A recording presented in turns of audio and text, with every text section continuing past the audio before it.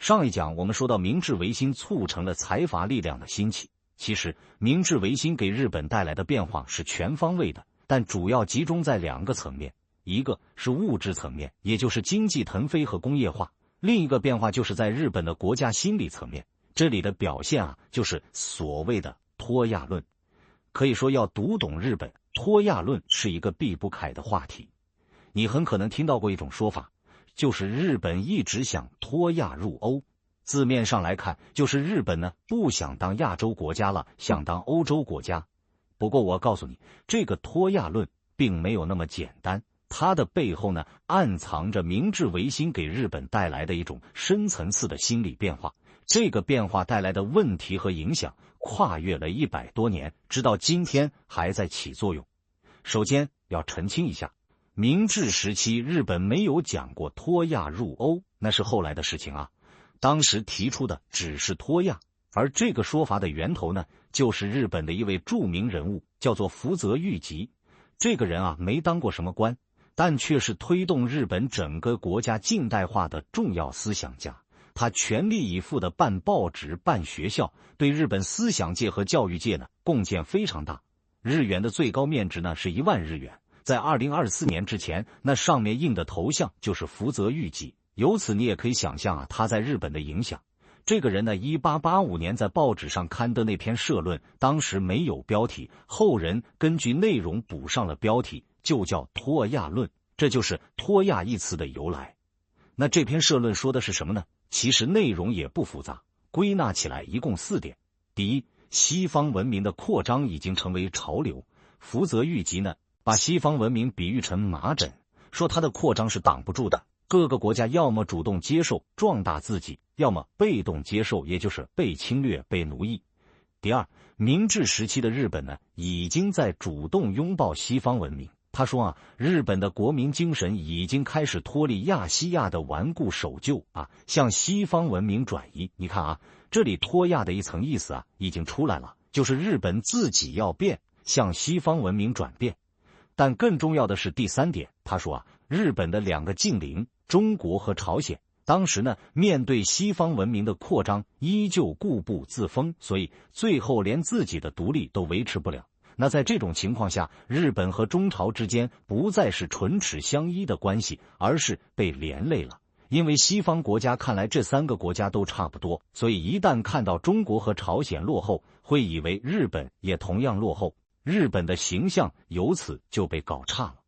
第4点是结论，什么结论呢？那就是日本今后与其坐等邻国开明，共同振兴亚洲，不如呢脱离其行列，而与西洋文明国共进退。你看这里脱亚的第2层意思也出来了，那就是在国际上站队的问题。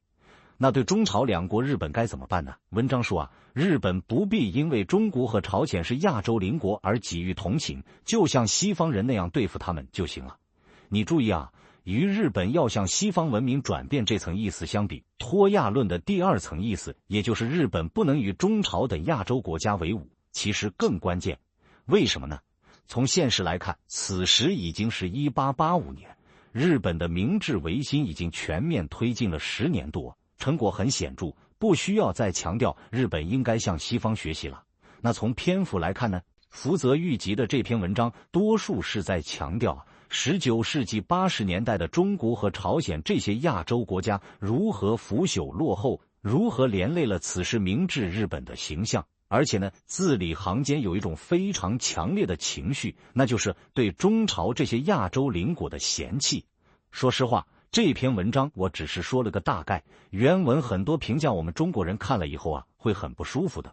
更重要的是，从当时的社会来看呢，这篇文章不完全是福泽谕吉一个人的观点，实际上它反映了当时日本知识界的一种变化。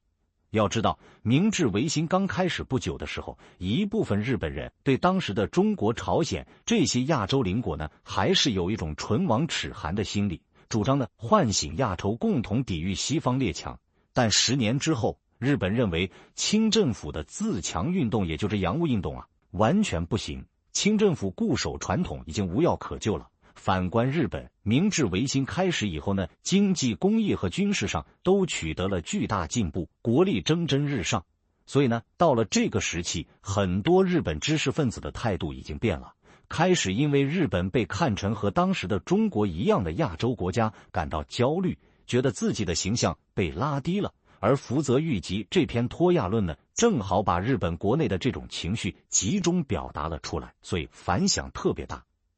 说到这里，你也要注意，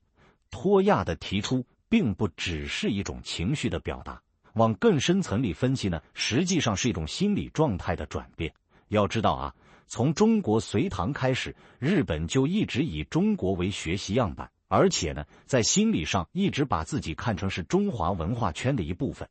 当南宋被蒙古所灭，满清入主中原的时候呢，日本不少人还为此悲痛，甚至有人觉得中国已经被蛮夷所征服，中华文化的中心已经转到了日本。这个想法在我们中国人看来啊，可能有点可笑，但从另一个角度来说啊，这也反映出日本当时呢，确实把自己定位成中华文化圈的一部分。而到了脱亚论提出的时候，这种心理啊，已经完全变了。日本不仅不再把自己看成是中华文化圈的一部分，对于中华文化，特别是儒学呢，开始激烈批判。这里又要讲到福泽谕吉这个人了。福泽谕吉和当时不少日本人一样，有比较强的儒学家庭背景，他父亲更是一生致力于儒学。但福泽谕吉呢，后来对儒学的批判却非常激烈，主要的攻击点在3个方面。第一是没用，他认为啊，儒学虚伪迂腐，把道德和政治混在一起，这样的路径根本解决不了近代的问题。第二，儒学是阻碍，他把儒学等同于愚民和专制。第三是过时，他认为儒学呢，原先还有可取之处，在陶冶人心、使人文雅这方面还是有功德的，但传承时间太久，已经腐败，所以日本年轻一代呢，不值得再去学，要断然抛弃。要知道啊，福泽谕吉的原话比我们归纳的还要激烈得多，感情倾向非常强。那他如此攻击仇视儒学，其实呢，包括整个汉学，是因为个人好恶吗？当然不完全是。用他自己的话来说，我与汉学为敌到如此地步，乃是因为我深信陈腐的汉学如果盘踞在晚辈少年的头脑里，那么西洋文明就很难传入我国。所以你看，脱亚也好，告别儒学也好，明治时期这种深层的心理变化和现实需要完全连在一起，说到底都是为了发展日本国力。那说到这里呢，日本为什么要脱亚的动机基本上讲完了。现在的问题是，这种国家心理的变化到底产生了什么结果？首先我们要承认，这种所谓的脱亚心理啊，对日本快速实现近代化客观上是有推动的。但另外，它对日本自己的身份定位产生了一种深远的影响。当代有一种国际关系理论叫做建构主义，这种理论认为啊，一个国家的政策也好，行为方式也好，不光取决于它的实力，还取决于呢它自己的身份定位。这种理论就认为，日本当时提出脱亚，实际上就是一次典型的身份定位变化。原来日本认为它属于中华文明圈，圈子以外都是蛮夷。但从美国佩里舰队打开日本国门开始呢，这个标准一下子被颠覆了。日本觉得原来自己所在的那个圈子是落后的，圈子外啊，也就是西方才是文明的。这种颠覆性变化造成了日本一种高度的身份焦虑。这种高度焦虑呢，不光推动日本拼命的学西方发展自己，而且还推动他们想要重新构建一个国家身份。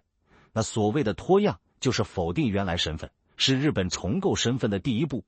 好，那第二步是什么呢？当然是要成为西方的一员了。不过这里问题也来了，日本很快发现西方这个概念并不完全是从发展水平的角度来定义的，种族在其中呢也起了重要作用。当过日本首相的伊藤博文啊，曾经私下大骂，说东南欧的一些国家发展很差，与山中野原无异，但西欧强国对他们还是高看一眼，却不认可我东洋之进步。根本原因就是种族不同，而这个问题又没办法克服。